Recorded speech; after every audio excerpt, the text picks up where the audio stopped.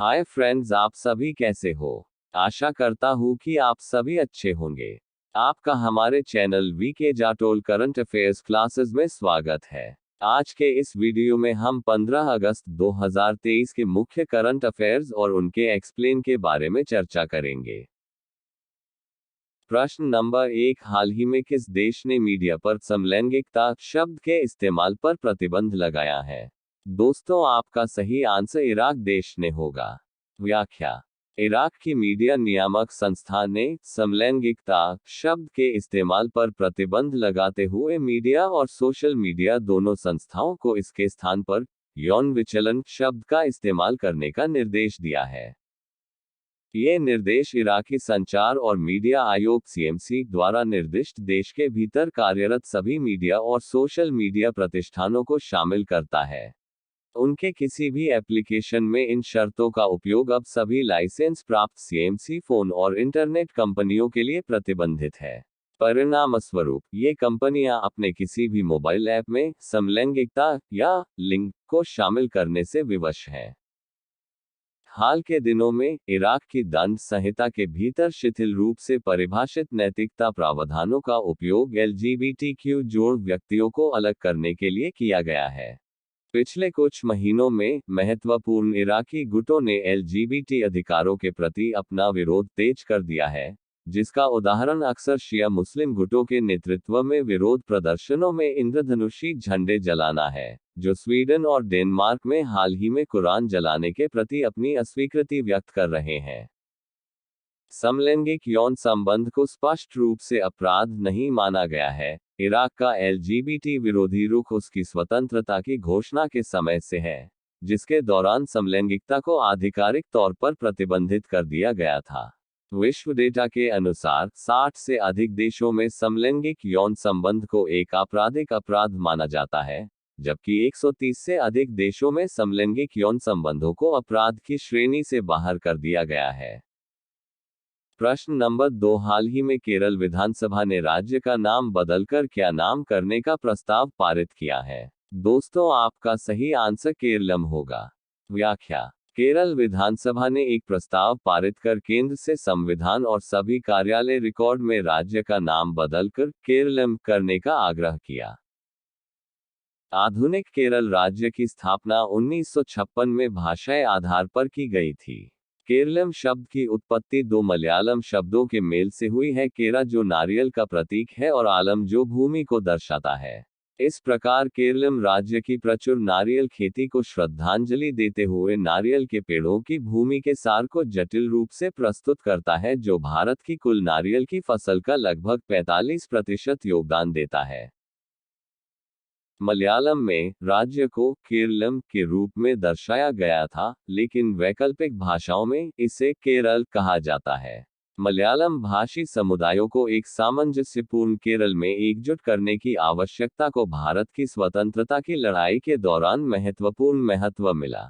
प्रस्ताव में वर्तमान नामकरण को केरलम में संशोधित करना शामिल है, एक परिवर्तन जिसे संविधान के अनुच्छेद 3 के प्रावधानों के माध्यम से शुरू करने की मांग की गई है।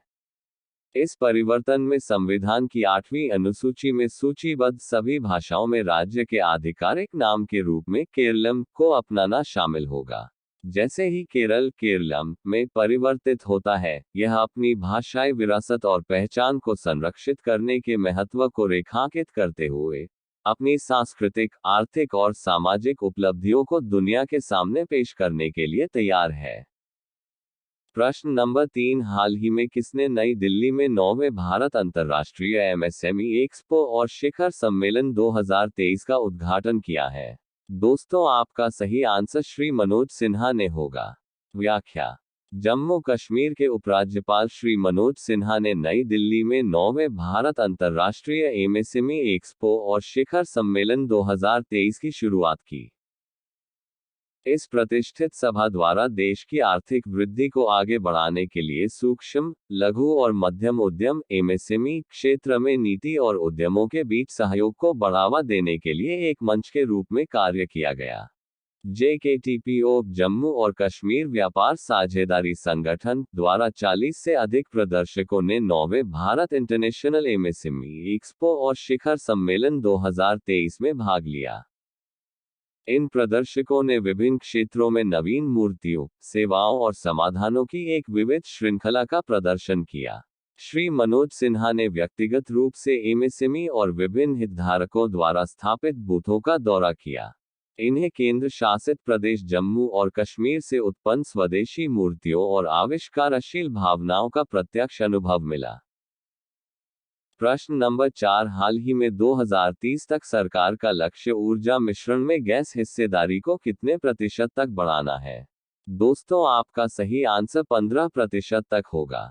व्याख्या: विद्युत एवं प्राकृतिक गैस मंत्री हरदीप सिंह पुरी ने कहा कि सरकार ने 2030 तक ऊर्जा मिश्रण में प्राकृतिक गैस की हिस्सेदारी को वर्तमान में 6% से बढ़ाकर 15% तक करने का लक्ष्य रखा है।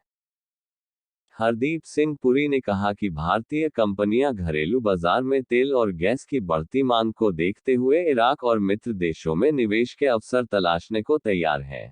हरदीप सिंह पुरी ने घरेलू जैव ईंधन उत्पादन की आवश्यकता पर बल दिया और कहा कि यह पैतृक जीव जंतु उत्पादन में कमी लाने में महत्वपूर्ण भूमिका निभाएगा और अंततः इस शुद्ध शून्य उद्यम के लक्ष्य को हासिल करने में मदद करेगा। प्रश्न नंबर 5, हाल ही में विश्व अंगदान दिवस कब बनाया गया है? दोस्तों, आपका सही आंसर 13 अगस्त को होगा। व्याख्या: हर साल 13 अगस्त को विश्व अंगदान दिवस मनाया जाता है। यह एक वैश्विक कार्यक्रम है जिसका उद्देश्य लोगों को अंगदान के महत्व को समझाना है। इसके अलावा इस दिन अंगदान की आवश्यकता के बारे में जागरूकता बढ़ाने के लिए भी चर्चा की गई है। दुनिया में पहला अंगदान साल 1954 में किया गया था। इस साल रोनाल्ड ली हेरिक नाम के एक व्यक्ति ने अपने जुड़वा भाई को अपनी एक किडनी दान की थी, जो कि डॉक्टर जोसेफ मरे ने किया था, जिसके लिए 1990 में डॉक्टर जोसेफ मरे को फिजियोलॉजी या मेडिसिन में नोबेल पुरस्कार से सम्मानित भी किया गया था। अंगदान दिवस को मनाने के पीछे का मकसद इसके प्रति लोगों में जागरूकता फैलाना और इसके डर और मिथ्स को खत्म करना है, ताकि लोग अंगदान के महत्व को समझें और इस प्रक्रिया में शामिल होने से घबराएं नहीं। इस दिवस का मकसद अंगदान के प्रति फैली गलत जानकारियों को मिटाना है। ऐसे में अंगदान के बारे में गलत जानकारी रहने से अंगदान के लिए इच्छुक लोग भी प्रक्रिया में शामिल होने से डरते हैं। प्रश्न नंबर 6, हाल ही में अंतर्राष्ट्रीय वामपंथी दिवस कब बनाया गया है? दोस्तों, आपका सही आंसर 13 अगस्त को होगा। व्याख्या: दाएं हाथ के लोगों के प्रभुत्व वाली दुनिया में बिना किसी भेदभाव के बाएं हाथ के लोगों का सम्मान करने और उनके साथ व्यवहार करने और आसपास के लोगों के बीच जागरूकता पैदा करने के लिए हर साल 13 अगस्त को अंतर्राष्ट्रीय बाएं हाथ दिवस या अंतर्राष्ट्रीय वाम दिवस के रूप में मनाया जाता है। यह दिन पहली बार 1976 में लेफ्ट हैंडर्स इंटरनेशनल इंक के संस्थापक डीन आर कैंपबेल द्वारा मनाया गया था। इसके अलावा 1990 में लेफ्ट हैंडर्स इंटरनेशनल क्लब की स्थापना बाएं हाथ को बढ़ावा देने के उद्देश्य से की गई थी, और बाएं हाथ के व्यक्तियों ने विकास क्षेत्र के प्रति निर्माताओं को अपने विचारों से अवगत कराया। साल 1992 में क्लब ने बाएं हाथ होने के फायदे और नुकसान advantages and disadvantages of being left handed के बारे में जागरूकता पैदा करने के लिए अंतर्राष्ट्रीय वामपंथी दिवस इंटरनेशनल लेफ्ट हैंडर्स डे की शुरुआत की। संयुक्त राष्ट्र ने अपनी रिपोर्ट में उल्लेख किया है कि दुनिया की लगभग 10% आबादी बाएं हाथ से काम करती है और पुरुष बहुसंख्यक है। प्रश्न नंबर 7, हाल ही में महाराष्ट्र का कौन सा स्टेशन मध्य रेलवे का तीसरा गुलाबी स्टेशन बन गया है? दोस्तों, आपका सही आंसर न्यू अमरावती स्टेशन होगा। व्याख्या: मध्य रेलवे के न्यू अमरावती स्टेशन ने इतिहास में भुसावल डिवीजन के पहले स्टेशन और मध्य रेलवे के तीसरे स्टेशन के रूप में अपनी जगह बना ली है, जिसे पिंक स्टेशन नामित किया गया है, एक ऐसा स्टेशन जो पूरी तरह से महिला कर्मचारियों द्वारा प्रबंधित किया जाता है। न्यू अमरावती स्टेशन में 12 कुशल महिला कर्मचारियों की एक टीम है, जिसमें प्रत्येक स्टेशन के पेट्रोलियम ऑपरेशन को सुनिश्चित करने में महत्वपूर्ण भूमिका निभाती है। इन डायलॉग्स में 4 उप station captain, 4 point women, 3 railway सुरक्षा स्टाफ और 1 स्टेशन टिकट कोच एजेंट शामिल हैं। उनके सामूहिक प्रयास स्टेशन के कुशल प्रबंधन, सक्षमता और समग्रता के प्रोत्साहन को बढ़ावा देने में महत्वपूर्ण भूमिका निभाते हैं। प्रश्न नंबर 8, हाल ही में विदेश मंत्रालय ने भारतीयों को जल्दी से जल्दी किस देश को छोड़ देने की एडवाइजरी जारी की है? दोस्तों, आपका सही आंसर नाइजर देश से होगा। व्याख्या: अफ्रीकी मुल्क नाइजर में तख्तापलट के बीच भारत सरकार ने एडवाइजरी जारी की है। विदेश मंत्रालय ने कहा है कि जितनी जल्दी हो सके भारतीय नागरिक नाइजर छोड़ दें। भारतीय विदेश मंत्रालय के प्रवक्ता अरिंदम बागची ने कहा कि मौजूदा स्थिति के मद्देनजर जिन भारतीय नागरिकों को नाइजर में रहना जरूरी नहीं है, उन्हें जल्द से जल्द देश नाइजर छोड़ने की सलाह दी जाती है।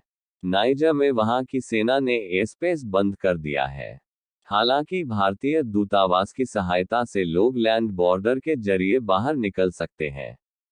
नाइजर में सेना ने राष्ट्रपति को सत्ता से हटाते हुए देश की कमान खुद संभाल ली है। जुलाई 2023 में नाइजर के राष्ट्रपति मोहम्मद बजौम को सेना ने हिरासत में लेते हुए देश का कंट्रोल खुद लेने का ऐलान कर दिया था। कोई देश मदद के लिए आगे नहीं आए, इसके लिए सेना ने अपने नाइजर बॉर्डर को पूरी तरह से सील कर दिए हैं। प्रश्न नंबर 9, हाल ही में कौन 17 अगस्त को कलकत्ता में उन्नत युद्धपोत विंध्यागिरी लॉन्च करेगा? दोस्तों, आपका सही आंसर राष्ट्रपति द्रौपदी मुर्मू होगा। व्याख्या: भारतीय नौसेना ने रविवार को कहा कि राष्ट्रपति द्रौपदी मुर्मू 17 अगस्त को कोलकाता में युद्धपोत विंध्यागिरी का शुभारंभ करेगी।